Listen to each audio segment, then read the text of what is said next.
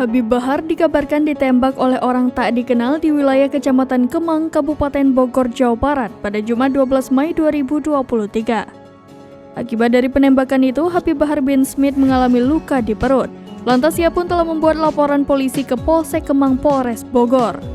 Kabid Humas Polda Jabar, Kombes Ibrahim Tompo mengatakan pihaknya telah menerima laporan dari Habib Bahar dengan laporan bernomor LP-B-5-2023-SPKT-Polsek Kemang-Polres Bogor-Polda Jabar. Peristiwa dilaporkan terjadi pada Jumat 12 Mei sekitar pukul 21:45 waktu Indonesia Barat. Lokasi kejadian di sekitar Pusdiklat Dishub Kecamatan Kemang, Kabupaten Bogor. Di sisi lain, pihak Habib Bahar bin Smith menyebut terduga pelaku sudah memantau dari jauh hingga melakukan penembakan.